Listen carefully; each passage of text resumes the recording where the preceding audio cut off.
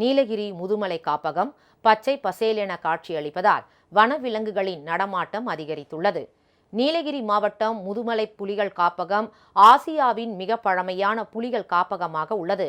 321 சதுர கிலோமீட்டர் கொண்ட இந்த வனப்பகுதியில் யானைகள், புலிகள், கரடிகள், மான்கள் போன்ற வனவிலங்குகள் அதிக அளவில் வாழ்ந்து வருகின்றன. இங்கு வரும் சுற்றுலா பயணிகள் வனப்பகுதிக்குள் சென்று வனவிலங்குகளை கண்டுகளிக்க வனத்துறை சார்பாக வாகன சவாரி ஏற்பாடு செய்யப்பட்டுள்ளது. கடந்த மாதம் கடும் வறட்சியில் சிக்கியிருந்த முதுமலை புலிகள் காப்பகம் தற்போது பெய்த தொடர் மழையால் பச்சை பசேல் என காட்சியளிக்கிறது. வன விலங்குகளுக்கு உணவு பற்றாக்குறையும் தீர்ந்த நிலையில் யானைகள், காட்டெருமைகள், மான்கள் போன்ற வனவிலங்குகள் சாலை ஓரங்களில் கூட்டம் கூட்டமாக பசும் புற்களை உண்டு வருகின்றன. முதுமலை வனப்பகுதி நடுவே கர்நாடகா செல்லும் தேசிய நெடுஞ்சாலையின் இரு பக்கமும் வனவிலங்குகளை கூட்டம் கூட்டமாக பார்க்க முடிகிறது.